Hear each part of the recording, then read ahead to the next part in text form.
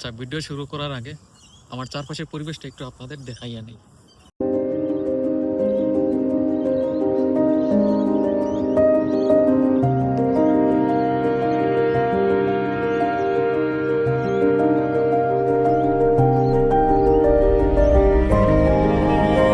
আসসালামু আলাইকুম, কি অবস্থা সবার? তো যে কারণে ভিডিওটা বানাইতেছি, আমরা বাংলাদেশিরা আসলে সব জায়গা নষ্ট করে ফেলছি। যে দেশেই গেছি ওই দেশেই আমাদের মান সম্মান খুয়াইয়া আমাদের একটা দুর্নাম কুড়াইয়া আসছি।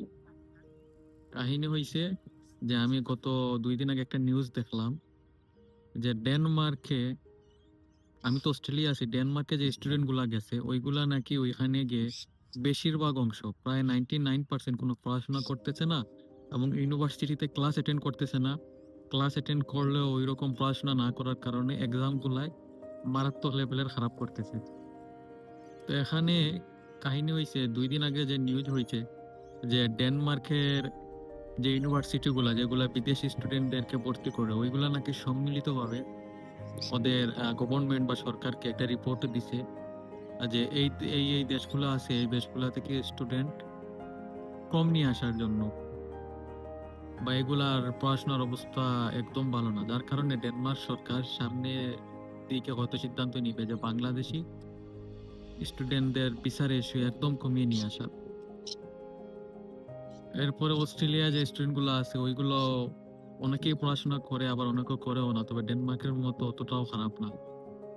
আর আরেকটা নিউজ হইতাছে, আপনারা যারা ইউএসএ তে পড়াশোনা বা ওইখানে স্টুডেন্ট ভিসায় গিয়ে আসলে ওইখানে সেটেল হওয়ার চিন্তা ভাবনা করতেছেন বা স্টুডেন্ট ভিসায় যাওয়ার চিন্তা ভাবনা করতেছেন, তাদেরকে বলি, ইউএসএ তে ধরেন আপনি 3 বছরের বা 4 বছরে ব্যাচেলর কমপ্লিট করলেন।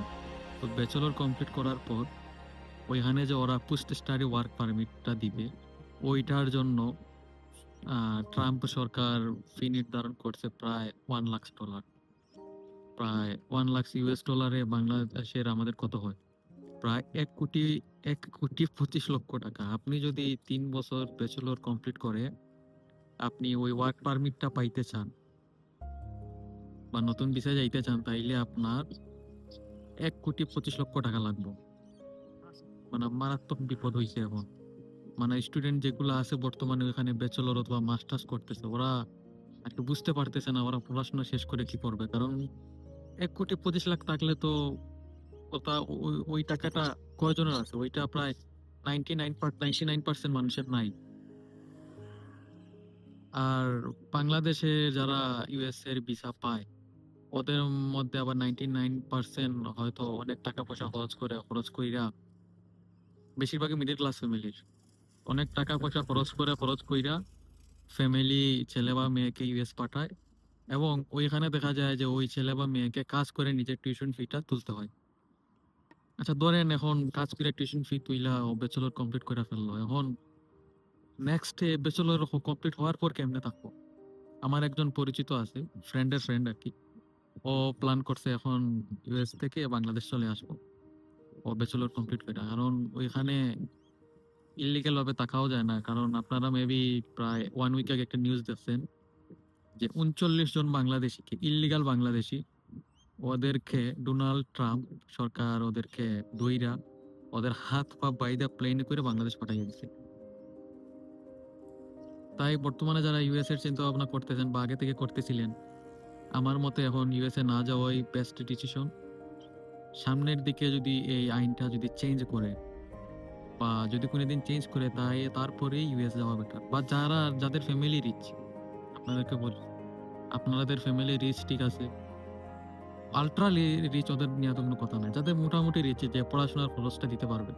ধরেন আপনার ফ্যামিলি আপনার 3 বছর ব্যাচেলরের পড়াশোনার খরচটা দিল, এখন 3 বছর পর এখন আবার আপনার ওয়ার্ক পারমিটে যেতে 1,25,00,000 টাকা লাগবে।